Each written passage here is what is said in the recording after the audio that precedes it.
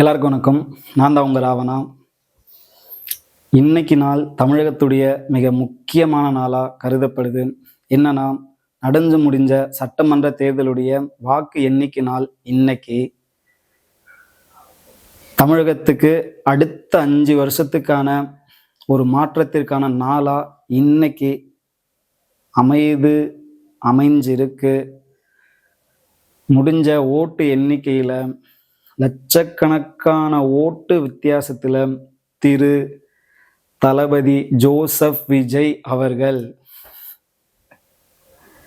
தமிழகத்தின் முதலமைச்சராக பொறுப்பேற்க போகிறார்.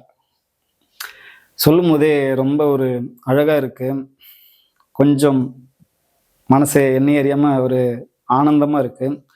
காரணம், நினைச்சு பாருங்க, 76 வருஷமா தமிழகத்துல வேரூன்றி நின்ன ஒரு கட்சி, அடுத்து 56 வருஷமா வேரூன்றி நின்ன ஒரு கட்சி. இந்த 2 கட்சி தான் தமிழ்நாட்டில். ஒன்று இந்த கட்சி, இல்லை அந்த கட்சி. வேற எந்த ஒரு கட்சிக்கான மாற்றமும் இங்கே இல்லை. இந்த கட்சி இல்லை அந்த கட்சி தான். ஆனா இன்னைக்கு இத்தனை வருஷமா நடக்காத ஒரு மாற்றம். திரு ஜோசப் விஜய் அவர்கள் தமிழக சட்டமன்ற தேர்தலில் கால் எடுத்து வச்சதால இன்னைக்கு இந்த மாற்றம் நடந்திருக்கு. எப்படி சொல்றதுன்னு புரியலங்க. நினைச்சு பாருங்களேன், எவ்வளோ நெருக்கடி. அவரை போட்டு ஒரு ரொம்ப நெருக்கடி கொடுத்து இவன் வளர்ந்துருவான்ற ஒரு நெருக்கடி கொடுத்து அடக்கி வச்சு பார்த்தாங்க. ஆனா அவங்களுக்கு ஒரு விஷயம் தெரியல.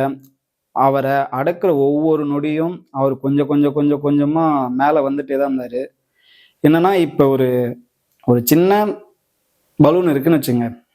அந்த பலூனை ஒரு பக்கெட்டுக்குள்ளே போட்டோம். அந்த பக்கெட்டுக்குள்ளே போட்டுட்டு நம்ம என்ன நினைக்கிறோம், தண்ணி ஊற்றினா அந்த பலூன் உள்ளே முழுகிடும் அப்படின்னு நினச்சி நம்ம தண்ணி ஊற்றினா என்ன நடக்கும்? தண்ணி ஊற்ற அந்த பலூன் கொஞ்சமா மேலே வந்து உயர்ந்து நிற்கும். அந்த தண்ணிக்கு மேலே நிற்கும்.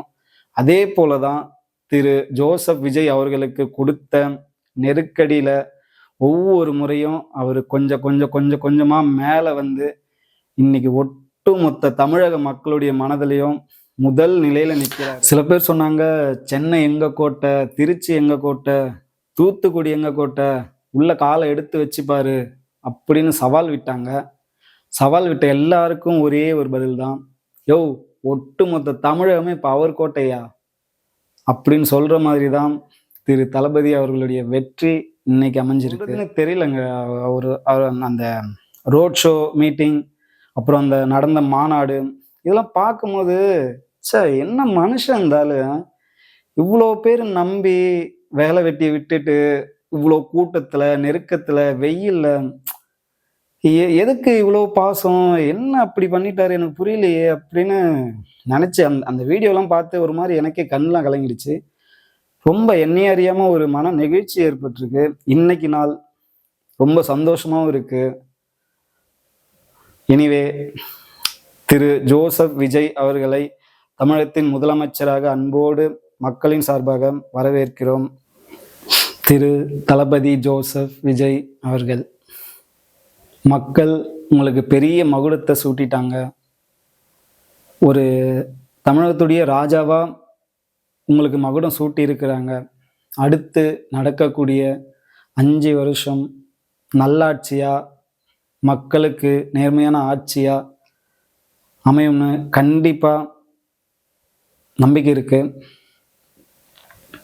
கடைசியா ஒண்ணே ஒன்று மட்டும் சொல்லிக்கிறேன்.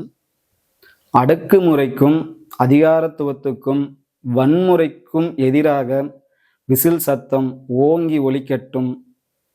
அன்பிற்கும் அரவணைப்புக்கும் மக்களின் பாதுகாப்பிற்கும் வளமாகவும் பலமாகவும் விசில் சத்தம் உயர்ந்து பறக்கட்டும். வாழ்க தமிழ், வளர்க தமிழகம். நன்றி.